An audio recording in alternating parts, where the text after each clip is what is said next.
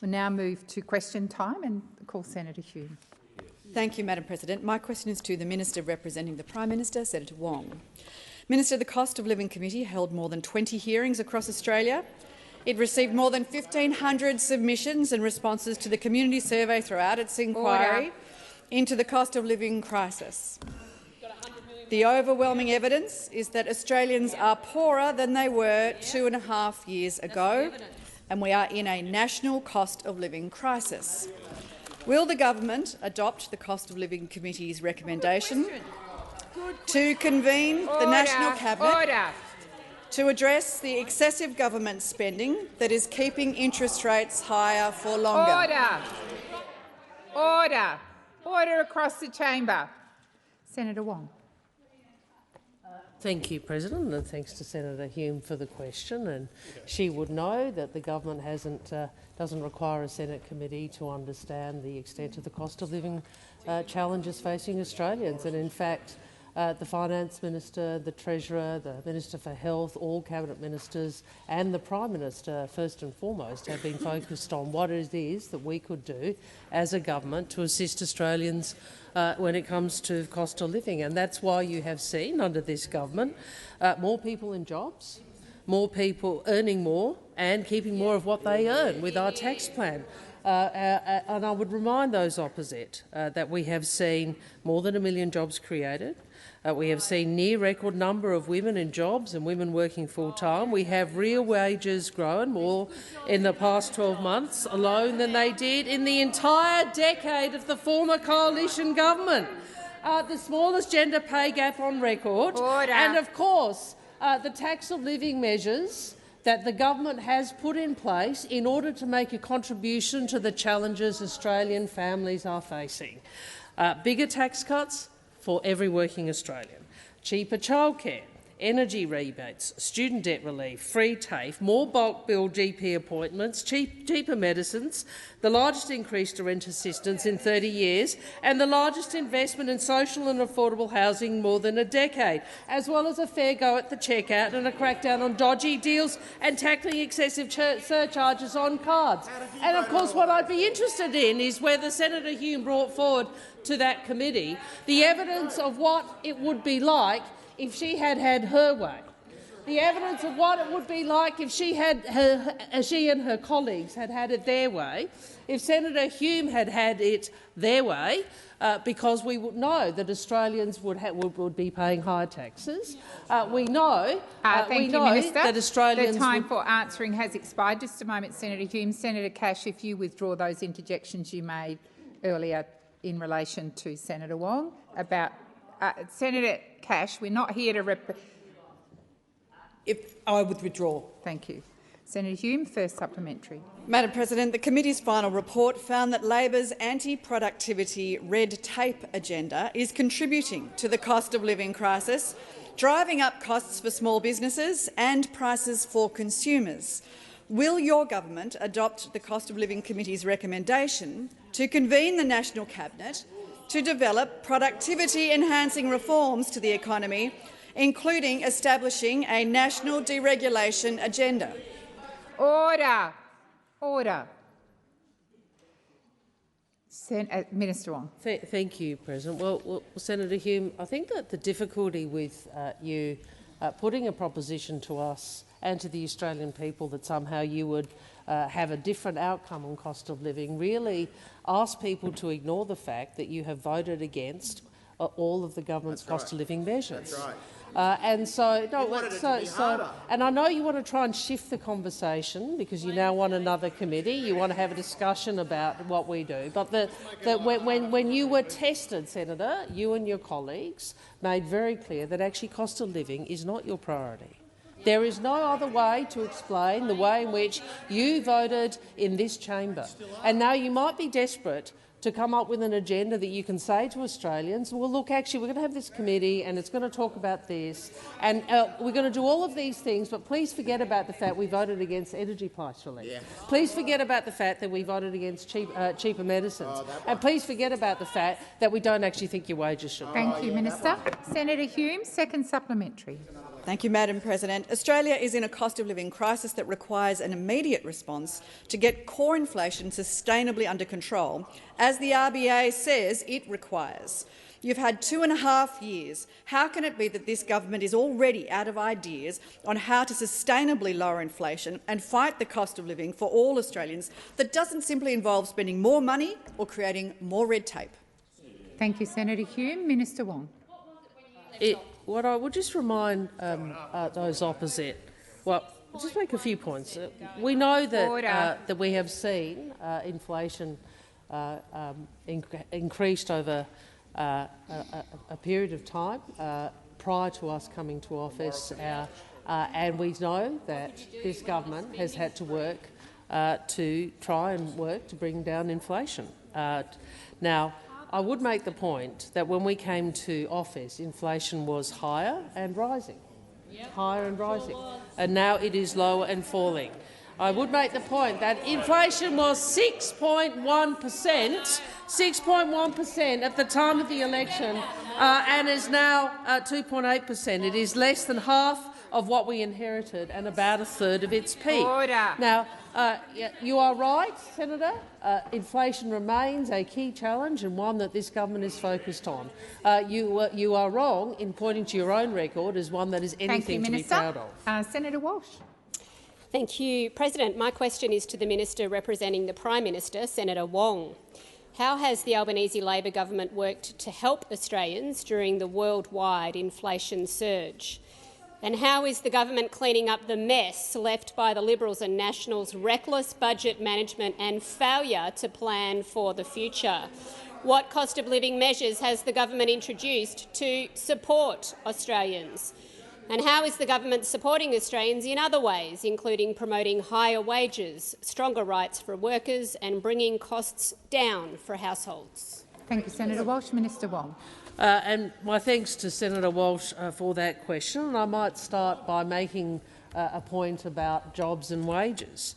As I said in response to Senator Hume, we've seen since we were elected more than 1 million jobs created. It's the first time any government has seen the creation of 1 million new jobs in a parliamentary term. We've seen near record number of women in jobs and the smallest gender pay gap on record. We've seen real wages having grown more in the past 12 months alone than they did during the entire decade of the former coalition government. So, look, real wages growing under us, under them, not so much. And in fact, we all remember Senator Cormann, actually, you know, the inside voice came out when he talked about what the coalition's real plan was, and that is lower wages are a deliberate design feature of their economic plan. Now, in terms of inflation, absolutely, we understand the challenge inflation places on an economy and on families, on an economy and on people. And that is why we have worked hard through the budget process, both to put downward pressure on inflation but also to deliver cost of living relief. And I would again make this point, that inflation is much less than half of what we inherited and around a third of its peak.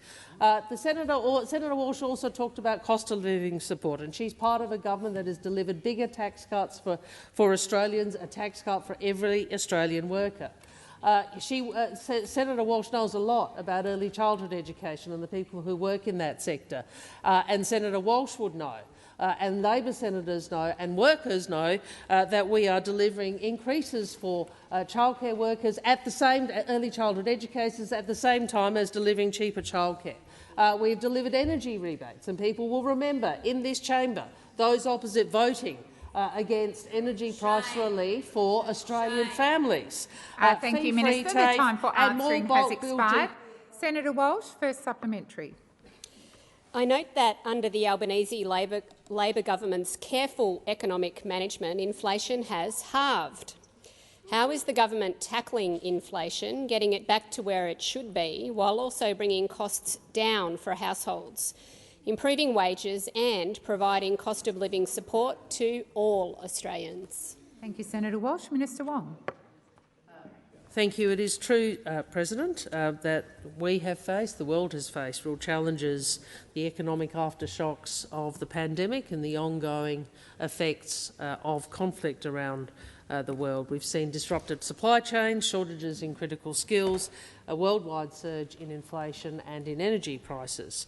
And we in Australia have made good progress. Of course we want to do more. Of course we want to do more. But inflation has more than halved under our watch. As I said, it had a 6 in front of it when we came to office. Now it has a 2. And it is back in the target range, the target band, for the first time since 2021.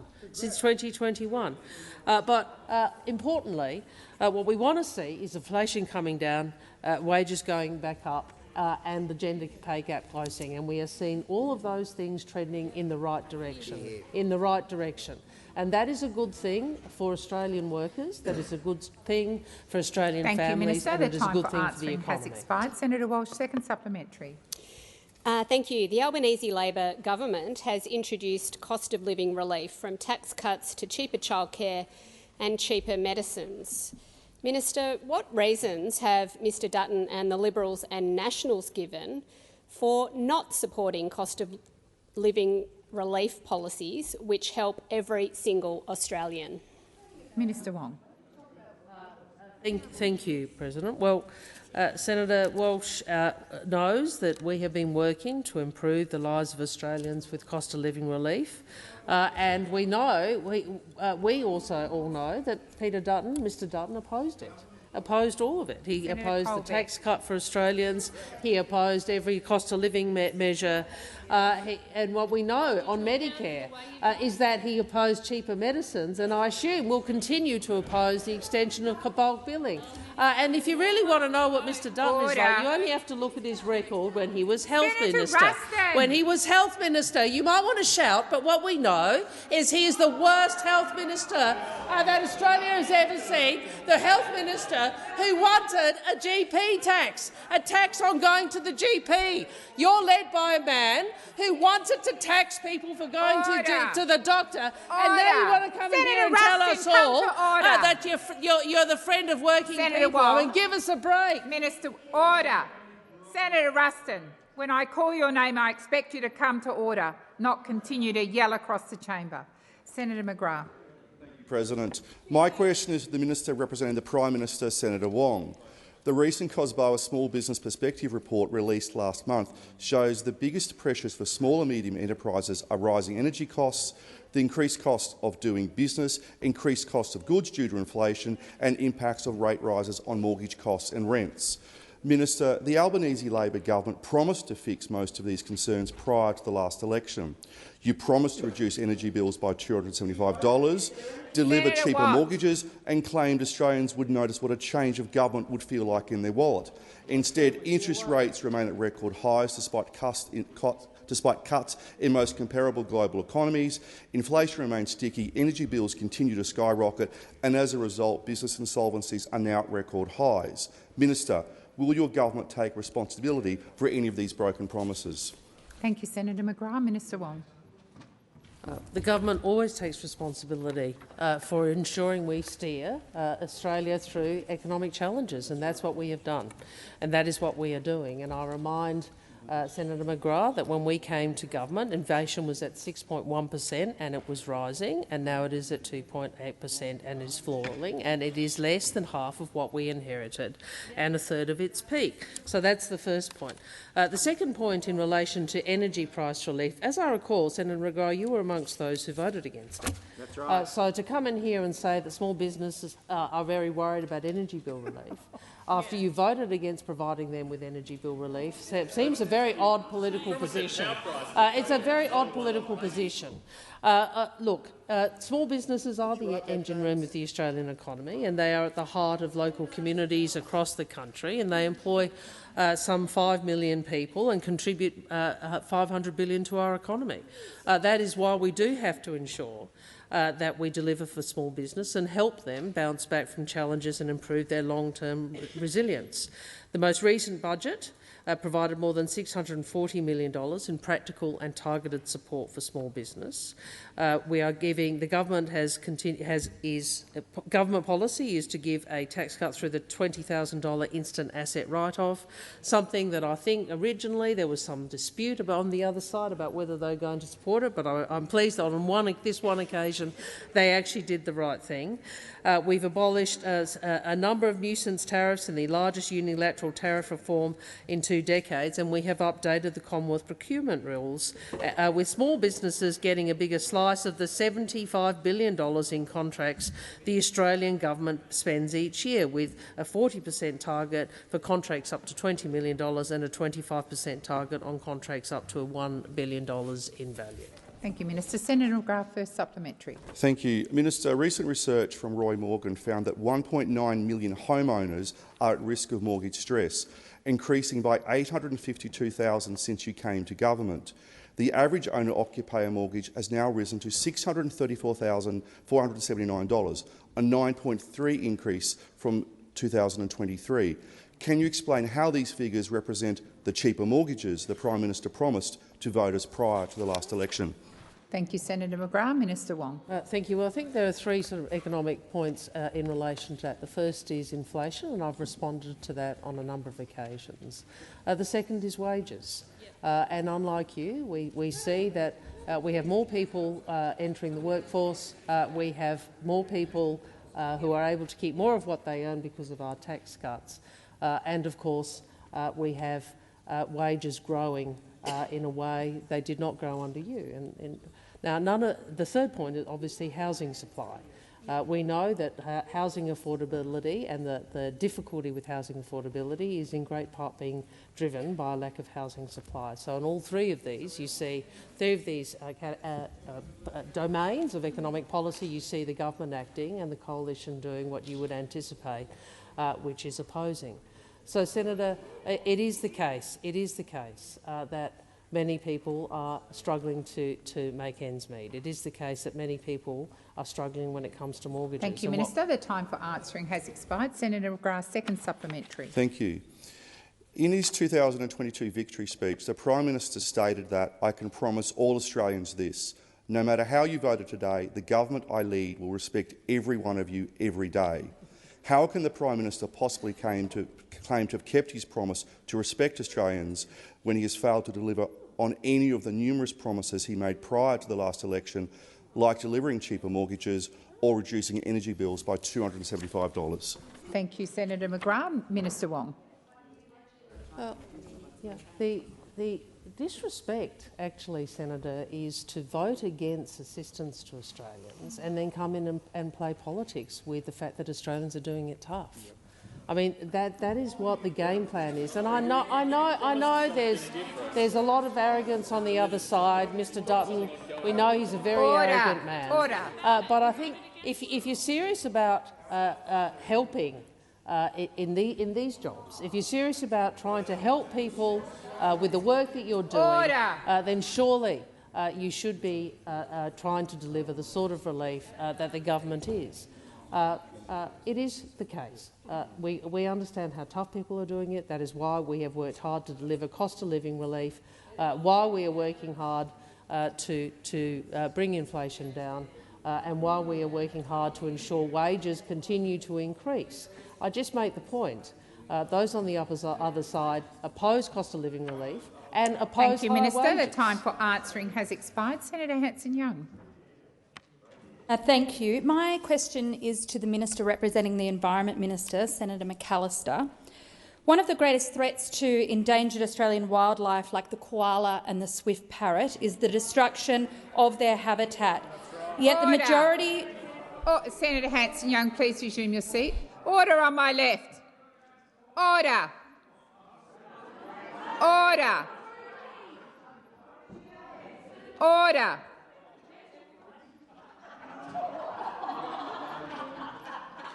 I'm waiting for quiet. Order.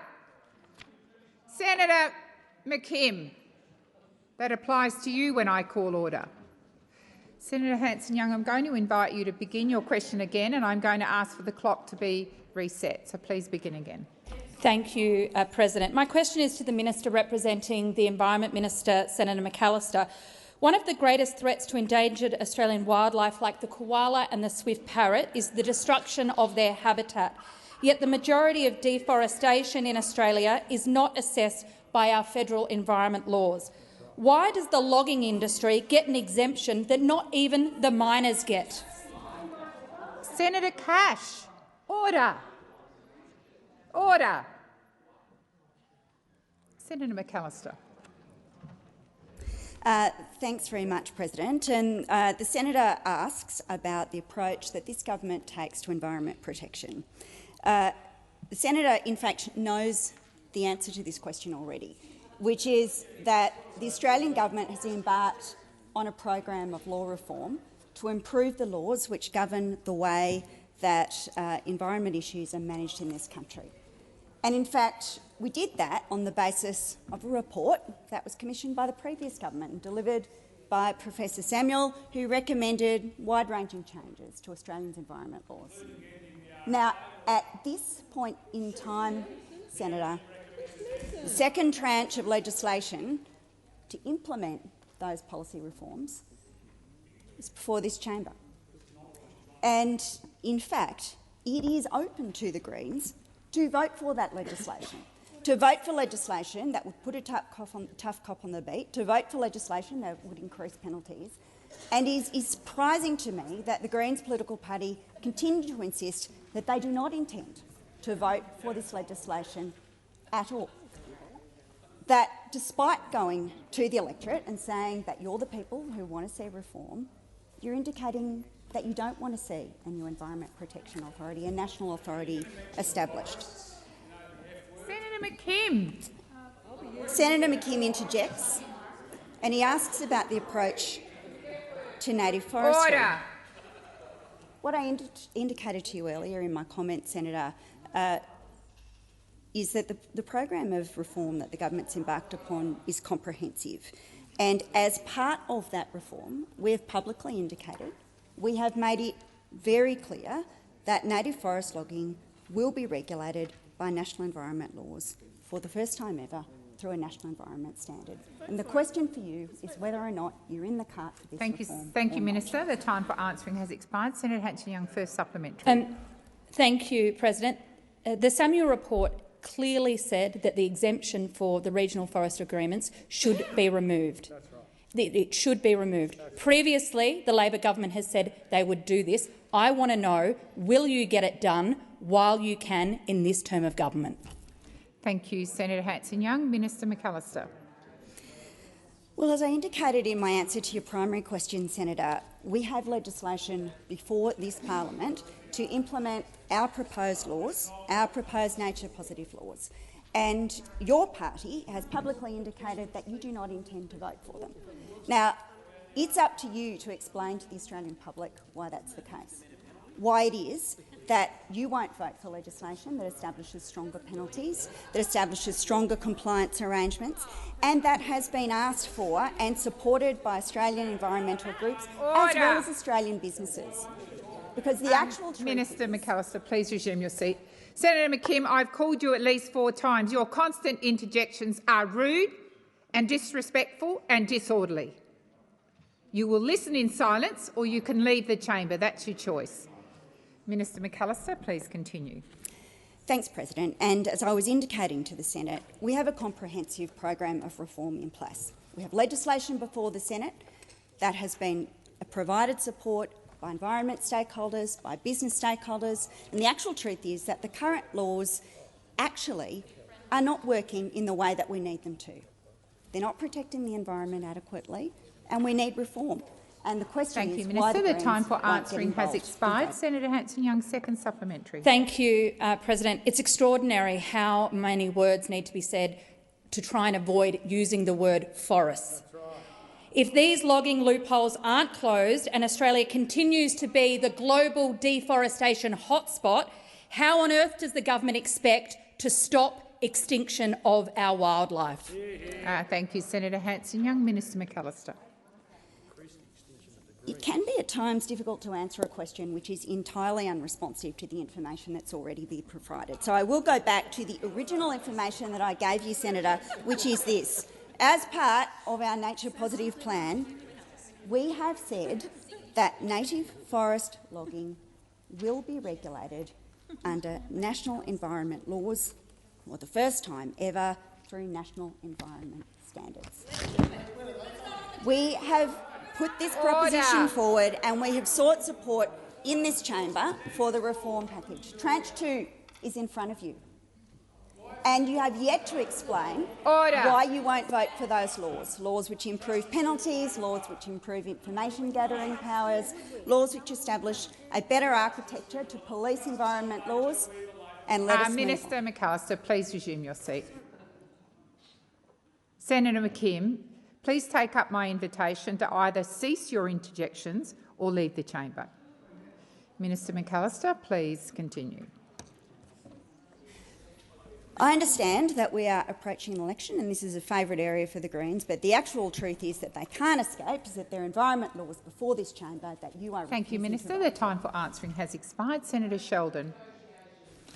My question is to the Minister representing the Treasurer, Senator Gallagher. Since we last met, the Albanese Labor government has continued to focus on cost-of-living relief for all Australians.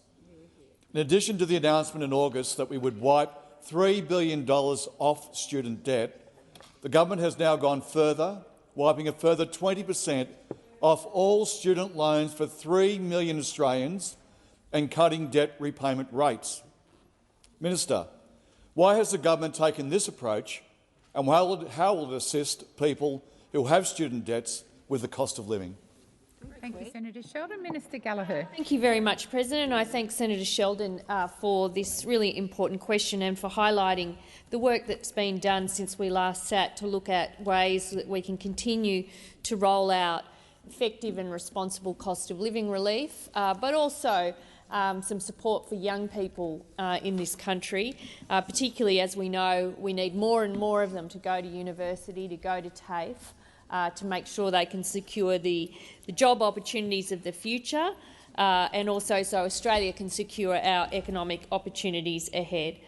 As our leader has said this afternoon, the Labor government wants Australians to earn more and keep more of what they earn and not pay more than you should.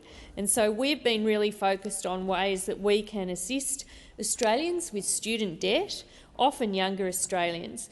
And we did that in the budget by initially dealing with that indexation challenge that we had, which would wipe $3 billion off student debt and put in place a long-term lasting reform around the indexation rate that applies to people with student debts. By cutting the debt and increasing the repayment thresholds, which is part of this new announcement, we're freeing up money for other costs that young people face, like moving out of home, furnishing a home, buying a car or saving a deposit for a home. Our policy cuts a further 20% off all students' loans, which will benefit around 3 million Australians. This represents around $16 billion in cuts, reducing the debt burden for Australians with a student loan. For someone with the average help debt of $27,600, they will see around $5,520 wiped from that debt from next year. In August, we introduced a bill to cap the help indexation rate to be the lower of CPI or the WPI index and impose that retrospectively. Thank you, Minister. The time for answering has expired. Senator Sheldon, first supplementary. Minister, it is clear Labor's help debt policy will make life easier for 3 million Australians, particularly young Australians. How is the government supporting the rest of the community with cost of living relief, and can the minister outline progress made to tackle inflation? Thank you, Senator Sheldon. Minister Gallagher. Thank you, President. I thank Senator Sheldon for the supplementary, because these are the key priorities that we've been working on since coming to government. And as again Senator Wong outlined in answers to questions earlier, we inherited an inflation challenge that was increasing. It was about 6.1%. It peaked at 7.8% at the end of that calendar year, and we have been getting it down. Absolutely focused on how do we bring inflation down in a way that supports households who are doing it tough. And that's why we've been looking at those initiatives like energy bill relief, like investments in childcare, like free TAFE, like more money going into Medicare, all of these areas where investments are felt at the hip pocket but don't add to the inflation challenge that we've been trying to manage. So getting costs down, getting wages moving, getting inflation back to where it should be, that has been a key focus of our economic plan. The data that we're seeing in relation to inflation is very promising. The time for answering has expired. Senator Sheldon, second supplementary. Minister, what challenges has the government faced in delivering cost-of-living relief to all Australians, and how can the Senate work together to ensure that people with student debt can get some relief? Thank you, Senator Sheldon. Minister Gallagher. Thank you very much, Senator Sheldon. And as we'll see in the next week or so, the Senate could support the reforms that are before the parliament. We've got important reforms, not only to indexation arrangements, but also to implementing aspects of the universities accord.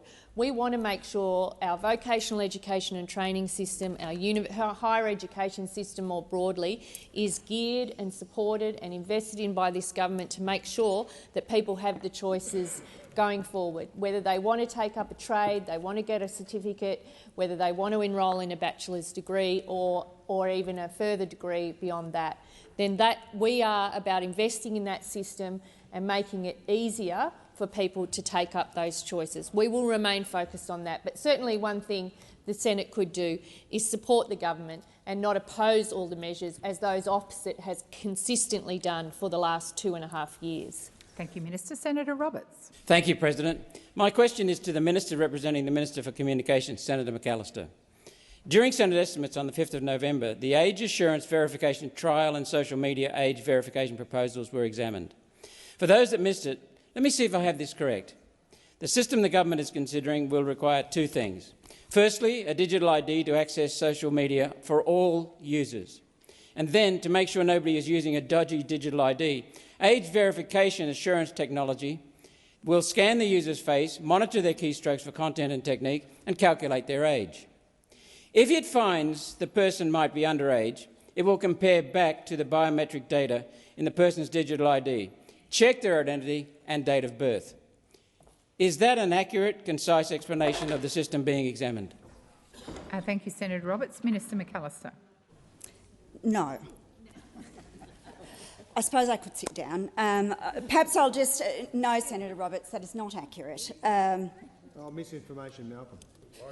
But we are obviously engaged in an important policy reform process to protect children from some of the harms that they are exposed to on social media. And I would be really surprised, Senator Roberts, if you didn't hear about this amongst the people that you talk to in your constituency.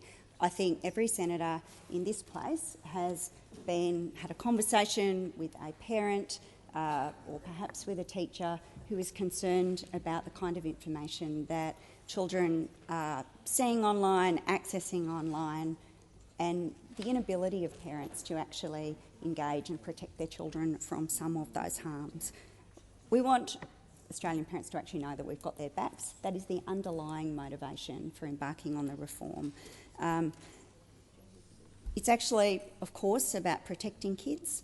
We still want them to be connected. We don't want to punish children. We don't want to isolate them, but we do want them to operate in an environment that is safe. And that's the reason that we have committed to bringing forward legislation for a minimum age limit for social media this fortnight.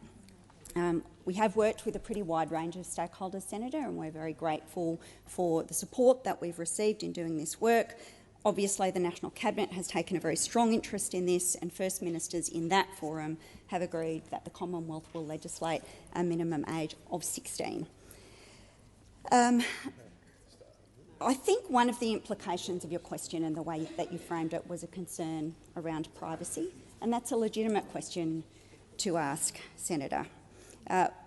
We will not put at risk the personal information of Australians, and the regulations will include robust privacy protections for personal information with significant penalties for platforms. The time for answering has expired. Senator Roberts, first supplementary. Thank you. I predicted during the digital ID debate that one person could sign a younger person into the social media, and the only solution is keeping the device camera on permanently.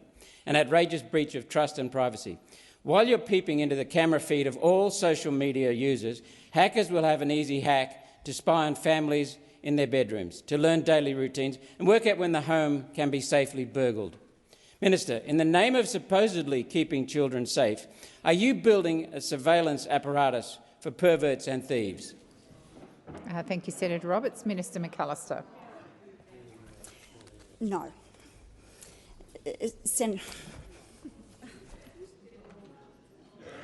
Senator Roberts, second supplementary. Thank you, President. The government's solution still requires the camera to be permanently on. There will be continuous surveillance of the computer user in their own home by the government. What if a parent has a child on the knee watching a children's video or a cooking video on social media? Will the system lock them out because the child is under 16? Minister, in your brave new world of internet regulation, do parents have any rights over their children's lives, or is the Albanese government cancelling parents? Thank you, Senator Roberts. Minister McAllister. President, almost nothing in the set of propositions put forward by Senator Roberts in his question to me accurate, true, or based in anything that has been said publicly by the minister or anyone in the government. And I want to make that very, very clear. Our focus is, in fact, on protecting children, on protecting them from an environment that has not been designed to secure their safety. And the reason that we know that is because we hear that all the time from the parents that speak to us. Our interest, in fact, is creating an environment that is supportive of parents who are trying to engage in a constructive way in dealing with the information that their children are exposed to. Our interest is in supporting those parents who say, we wish to do better in terms of the harms our kids are experiencing, but we don't have the tools. And that is the focus Thank you, of our Minister. The legislative time for efforts. answering has expired. Senator Bragg. Thanks very much, President. My question is to the Minister representing the Treasurer, Senator Gallagher. Minister, super funds like CBUS and Australian Super are facing significant regulatory fines. Does the Albanese government support these super funds passing on these costs to their members in the form of additional charges? Thank you, Senator Bragg. Minister Gallagher. Thank you very much, President, and I thank Senator Bragg for the question. The government is a strong supporter of the regulators and the regulatory system that has been put in place to make sure that where there are issues of concern or where there are issues that the regulators identify as issues of concern, they should take action. And that's what we're seeing happen with some of the cases that Senator Bragg has been following, and I think he alludes to in his question. So the government supports the regulatory system that's been put in place. We support having strong independent regulators like ASIC and APRA, and also support them being able to do their job without political interference. That would be the government's position. We have a strong superannuation system.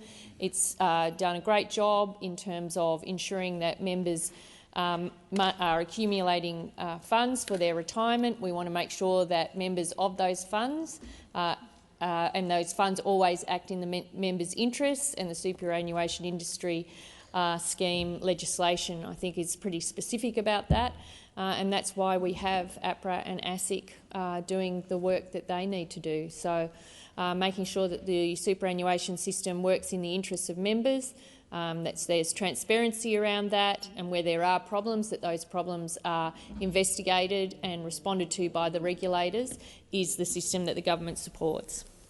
Senator Bragg, first supplementary. Thanks very much. Minister, how is it reasonable for these super funds to pay unions, but the same shareholder unions can avoid paying fines? Thank you, Senator Bragg. Minister Gallagher. Thank you. I didn't hear the first bit of the question, just the second bit. I'll invite Senator Bragg to restate the question. Thank you, Senator Bragg. It's not very complicated. The question is... Senator Bragg, there's no need for commentary. Just repeat the question. I wasn't trying to editorialise. All I was saying was how is it reasonable for these super funds to pay the union movement, but the same shareholder unions that own the funds not pay regulatory fines? Thank you, Senator Bragg. Order. Order. Senator Scarr, order. Order. And Senator Watt. Minister Gallagher. Thank you. Well, I think I've answered this in the original question. There are regulators that enforce the legislation that governs the superannuation industry. The rules and laws need to be abided by. The regulators need to, respond, and where they find misconduct or inappropriate conduct, they have a range of penalties available to them. This parliament has set the regulatory arrangements for the superannuation industry. We are always looking at ways to strengthen superannuation in this country. Those opposite are always looking to destroy it. Senator Bragg himself never misses an opportunity to talk down superannuation. They won't be happy until every person in Australia has had access to their super funds before retirement to raise the level of housing prices in this country. Thank you. Senator Bragg, second supplementary. Thanks very much. Does the Albanese government, therefore, have any plan to step in to protect members of the super funds, or does the government endorse super funds paying unions but not their insurance claims? Thank you, Senator Bragg. Minister Gallagher. I've answered this question in the original answer. The government supports a strongly regulated superannuation system for all superannuation entities. There are rules in place, rules that have been determined by this chamber, and those rules need to be enforced. And if there are any concerns, if there are any findings that are inappropriate, then the penalties should be imposed. But Labor will always support the superannuation system. We invest in it, we value it, we think it's good for working people, and you will always seek to undermine it. Order. Order. I invite those senators who have so much to say via their interjections to make their comments at some other time, not at question time. Senator Faruqi. Thank you, President. My question is to the Minister representing the Minister for Education. Minister, student debt is crushing millions of people, shackling them in a lifetime of debt, locking people out of getting their first home, making it harder to make ends meet, causing people to delay having families, and even crushing their dream of going to uni. After years of relentless pressure, Labor is adopting parts of Green's policy to start to cancel some student debt. But what are you waiting for? Why are you dangling your pledge to cancel 20% of student debt as an election bribe? Minister, will you commit to introducing legislation this week to lock in your government's pledge on cancelling 20% of student debt and increasing the repayment threshold? Thank you, Senator Faruqi. Minister Watt. Thank you, President, and thank you, Senator Faruqi, for highlighting yet another commitment of the Albanese Labor government to do something about the cost of living pressure that Australians are facing. We've had questions before from Senator Hodgins-May about the early childhood education and care payments that it took a Labor government to provide, and I appreciate you highlighting the commitment from a Labor government to deliver a reduction on student debt. This is a very important change that it took a Labor government to provide, not a Greens government, because that will never exist, not a coalition government, that's for sure, because they were about loading up student debt, but it took a Labor government to actually commit to cut a further 20% off all student loan debts, which will wipe around $16 billion in debt for around 3 million Australians. Now, of course, that comes on top of the measures that we announced in this year's budget to change the indexation rate for students who had taken out significant debts that grew exponentially under a coalition government. And again, it took a federal Labor government, the Albanese Labor government, to actually make the changes necessary to relieve that kind of pressure on students. So I'm very proud of the fact that it was the Albanese Labor government that has now made a commitment to cut a 20% off all student loan debts. And what that means for students with a debt of about $20,000 to $30,000 is a reduction of $4,000 to $6,000 off their debt. For students with a debt of $30,000 to $40,000, that's a reduction of $6,000 to $8,000 off their debt. For students with debts of $50,000 to $60,000, which is about 147,500 Australians, a reduction of $10,000 to $12,000. Now, we've also heard over the last week the Coalition oppose this policy because they want students to have it even harder when they're trying to save up for house deposits. They want life to get harder for Australians, whether they're students, workers or anyone else. Thank you, Minister. Senator Faruqi, first supplementary. Thank you, President. Well, the question was about when and not what.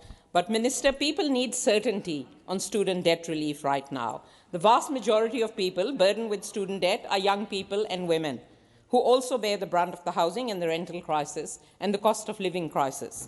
In the absence of any government legislation, will you support Greens' amendments to the Uni Accord Bill to lock in your pledge to cancel 20% of student debt and give people certainty right now, not next year, not after the election? Thank you, Senator Faruqi. Minister Watt. Yeah. Unfortunately, we're in a situation where, for the Greens Party of Australia, undeterred from their recent shellackings in the Queensland and ACT elections, have decided to double down on their policies and continue obstructing Labor as we attempt to deliver real improvements for students, for workers, for people looking for housing. Now, Senator Faruqi included in her question the point that Australians are struggling to deal with lack of housing. Yes, they are. Now, I wonder if there's someone in this chamber who could do something about that. Yes, there is. Their party name is a colour. Work out who that is. It's the Greens Party who could be doing something to help Australians struggling with housing by voting for our Help to Buy legislation. It's the Greens Party who could be doing something to relieve student debt by voting for Labor's legislation around student debt. But instead of that, all you do is obstruct and ask questions about things that you'll never actually deliver. Thank you, Minister. Senator Faruqi, second supplementary. Thank you, President.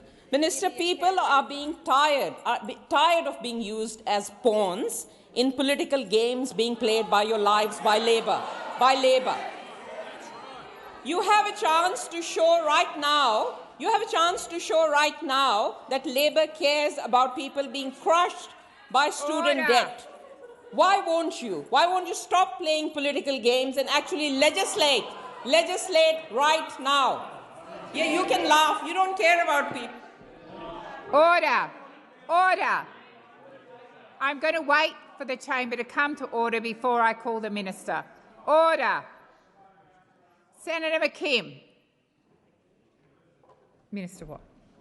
Well, I really have seen it all. A Greens Party senator asking questions about political games. Really? Really? The party who thrives on grandstanding, the party who will take any stage to grandstand, even if that's to line up with disgraced leaders of the CFMEU, that's how much you will grandstand, now want to come in here and lecture other people about political games and using people as pawns. For many, many months now, the Labor Party has had legislation in this chamber to literally help Australians to buy their own homes, help to buy.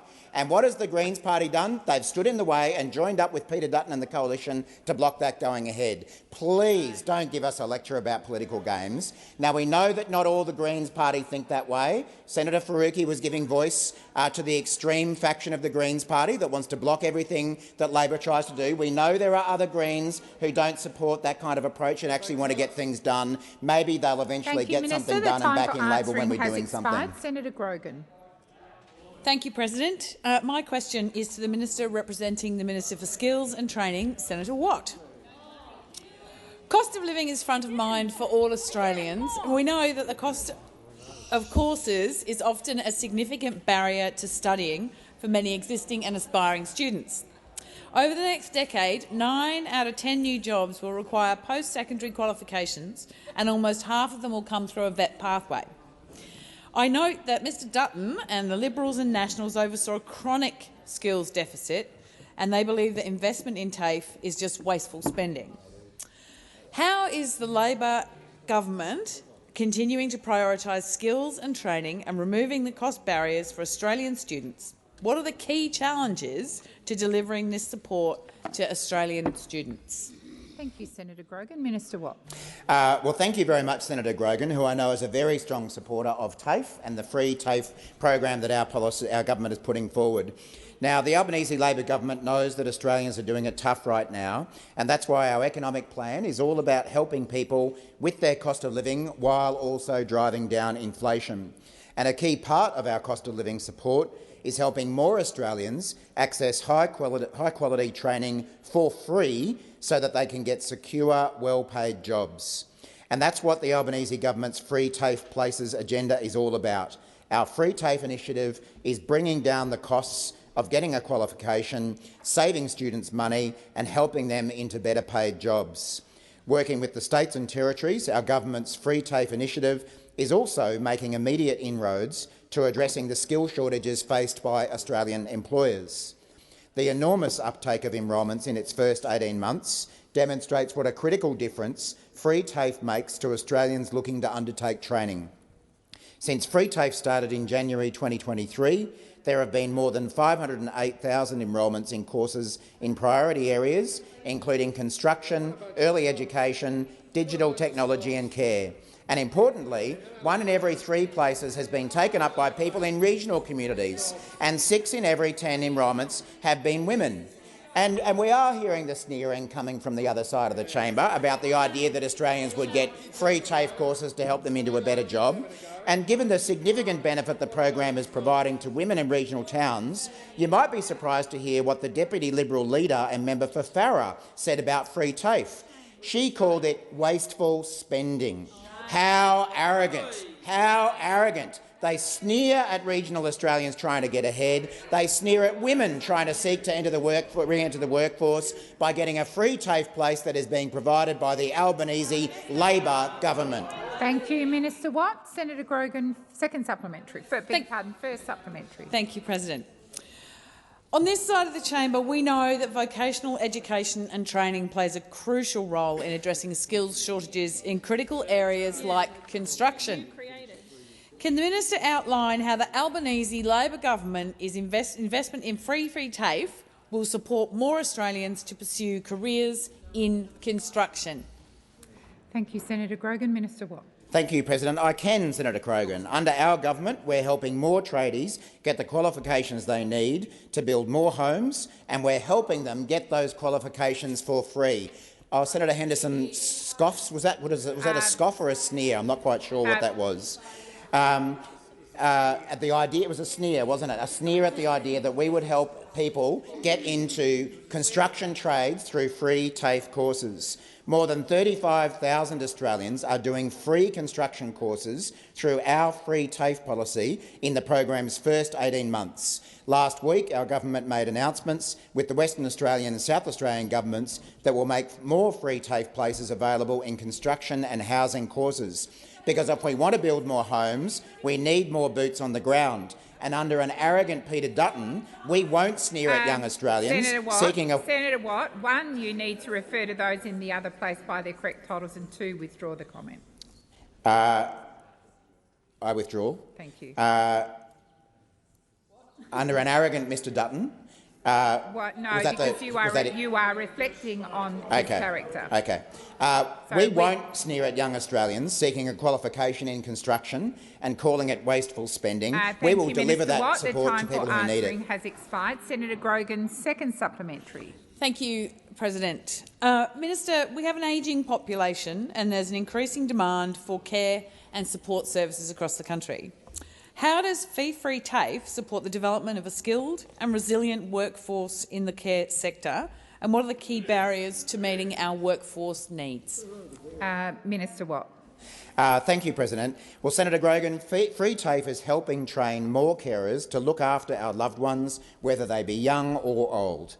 Over the past 18 months, the most enrolled free TAFE courses were in early childhood education, individual support and nursing.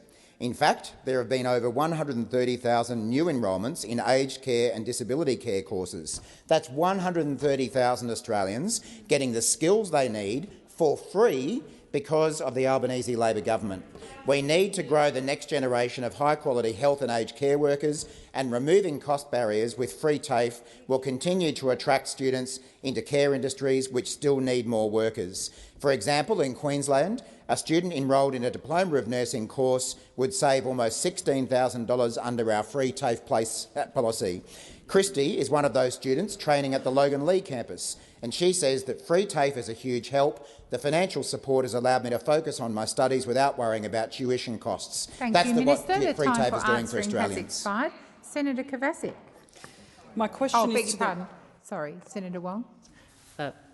President, I wonder if you could take some time, post-question time, to reconsider your ruling on the use of the word arrogant.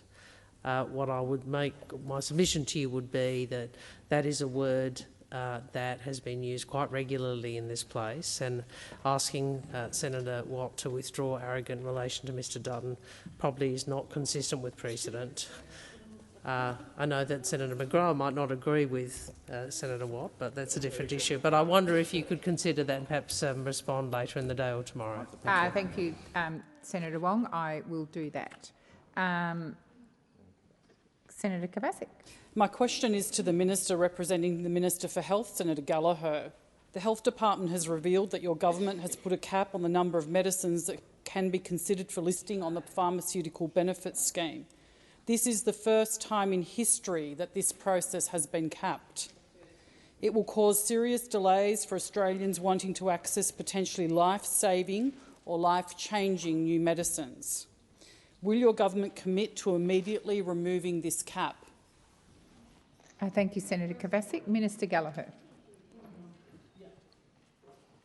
Thank you, and I think this is thank you, and I thank Senator Kovacic for the question. I think this is the issue that we dealt with in estimates in quite considerable detail in terms of the management of what has been a very significant increase in applications for PBAC approval.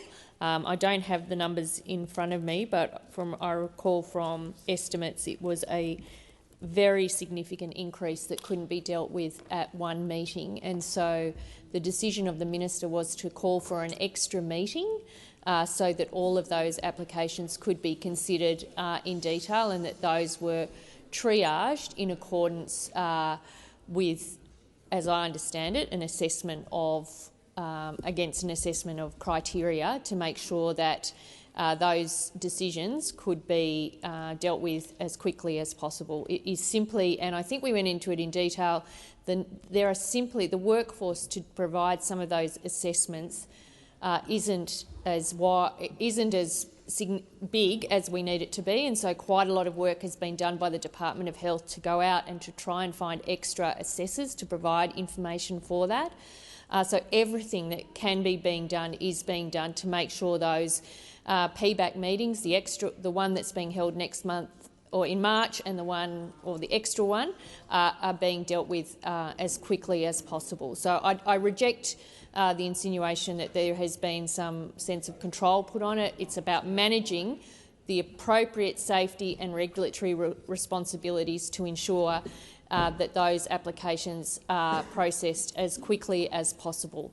It is highly unusual to have this number come forward, much more than any other standard meeting, and that's why these extra measures have been put in place. Thank you, Minister. Senator Kovacic, first supplementary. Thank you, Minister. In Senate estimates, you said we need to accept the reality that there is only so much that one PBAC meeting can do. Can you please clarify what you think Australian patients who are waiting for access to life-saving medicines and treatments should accept your government's cap on potential new PBS medicines? Thank you, Senator Kovacic. Minister Gallagher. Again, I reject the use of the word cap.